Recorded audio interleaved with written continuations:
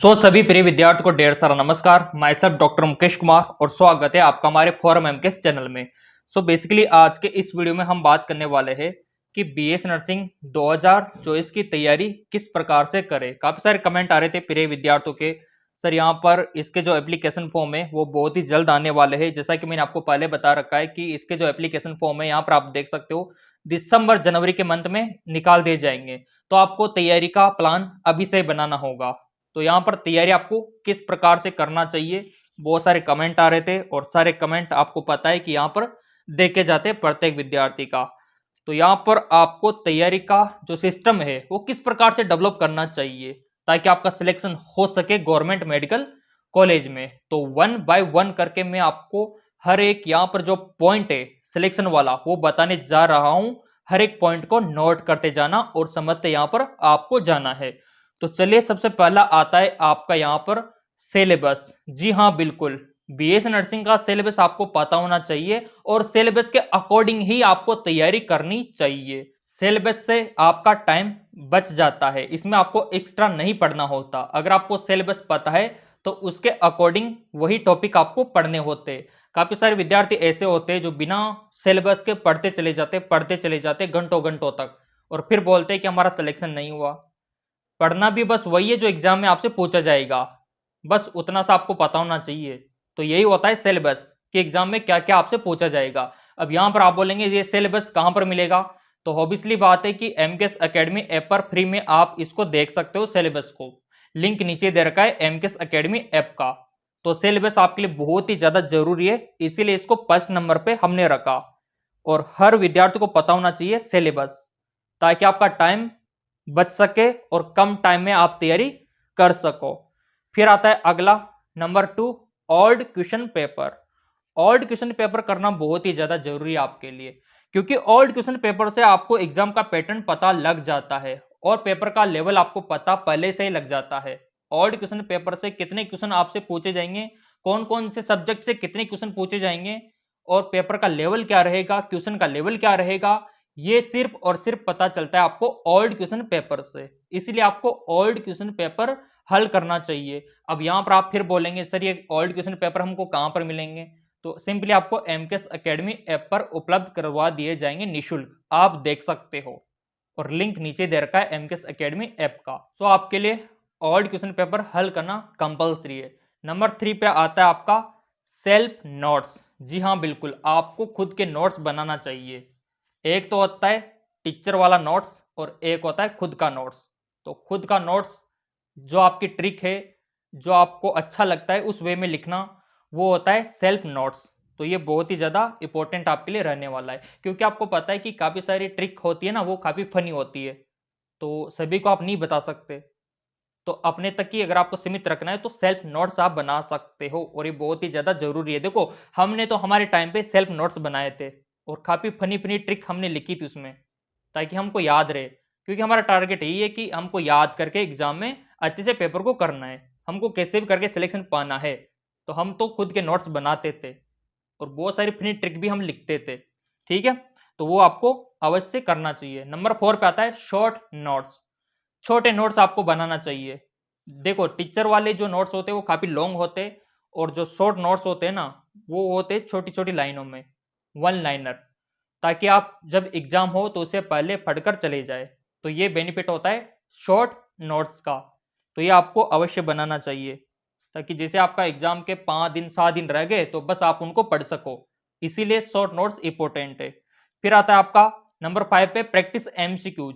जितना हो सके प्रैक्टिस आपको करना चाहिए। वैसे तो हम यूट्यूब चैनल पे भी करवा रहे हैं प्रैक्टिस एमसीक्यूज, जो हमारा जेकेलॉन जॉब चैनल है, जो हमारा जीके एमसीक्यूज एम के चैनल है, लिंक नीचे दे रखा है। यहाँ पर यूट्यूब पर हम प्रैक्टिस क्वेश्चन भी करवाते हैं बिल्कुल फ्री, क्योंकि विद्यार्थी को सिलेक्शन हमें दिलाना है। तो ये बहुत ही ज़्यादा जरूरी है प्रैक्टिस एमसीक्यूज। फिर आता है आपका नंबर 6 पे थ्योरी टाइम शेड्यूल।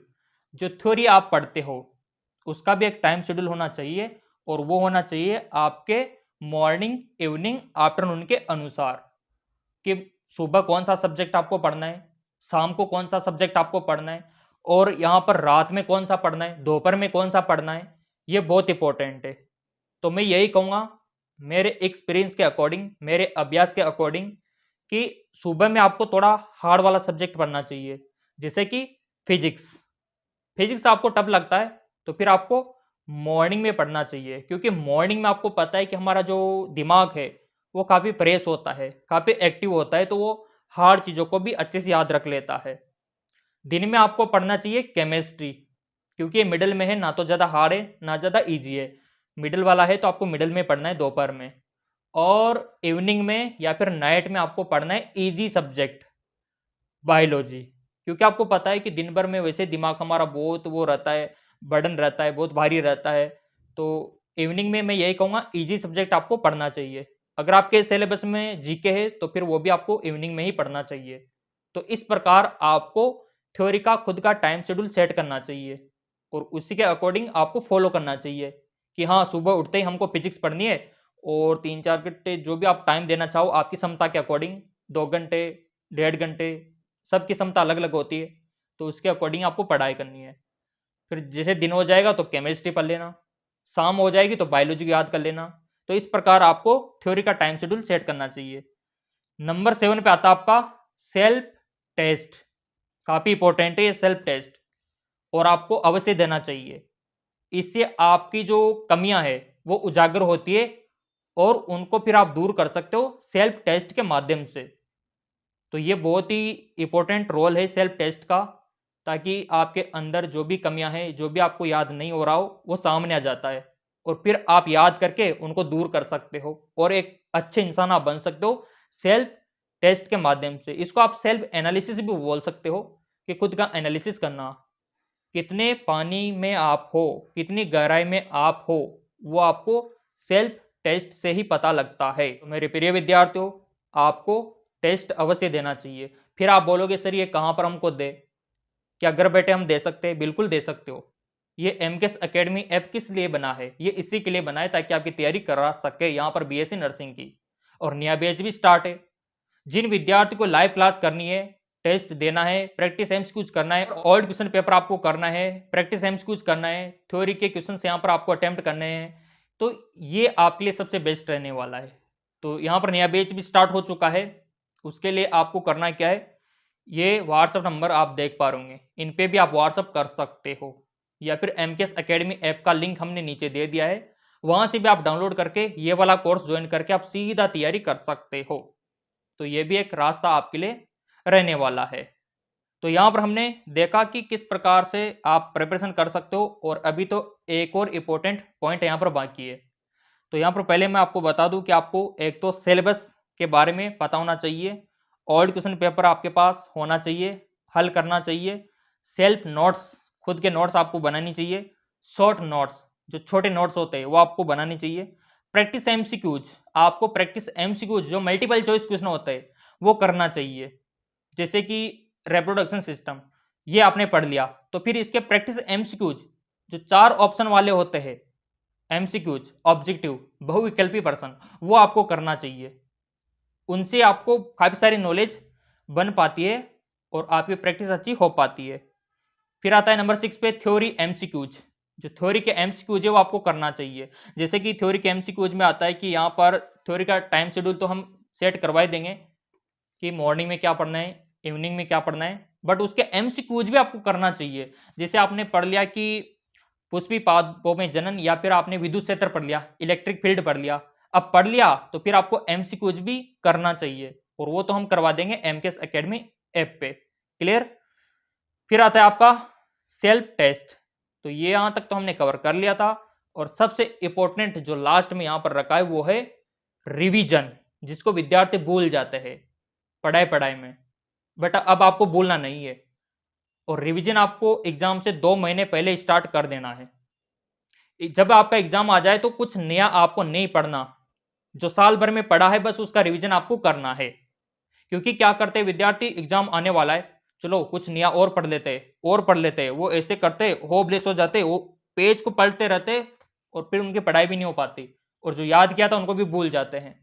तो इसीलिए रिवीजन को मैं सबसे ज़्यादा इंपॉर्टेंस यहाँ पर देना चाहूँगा, और रिवीजन आपको करना ही होगा, एग्जाम से 2 महीने पहले आपको स्टार्ट कर देना है। कुछ भी नया आपको नहीं पढ़ना, बस आपको रिवीजन करते रहना है, अगर आपका एग्जाम 2 महीने दूर है तो। तो इस प्रकार इन सभी के माध्यम से आप घर बैठे भी तैयारी कर सकते हो। अब यहाँ पर आप बोलेंगे सर ये पूरा क्राइटेरिया हमको सिस्टमेटिक तरीके से कहाँ पर मिलेगा? तो एमकेएस एकेडमी ऐप पर आप देख सकते हो, लिंक नीचे दे रखा है। और ऑनलाइन तैयारी अगर आपको करनी है तो तैयारी स्टार्ट है, नया बैच भी स्टार्ट है। घर बैठे आप तैयारी कर सकते हो, मेडिकल टीम के माध्यम से पूरी तैयारी आपकी करवाई जाएगी। और मैं हमेशा से बोलता आया हूं कि जिस प्रकार हमारा सिलेक्शन हुआ है आपका भी सिलेक्शन होकर रहेगा, बस थोड़ा सा पेशेंस आपको रखना है। तो नया बैच स्टार्ट हो चुका है और इन नंबरों पे आप व्हाट्सअप कर सकते हो।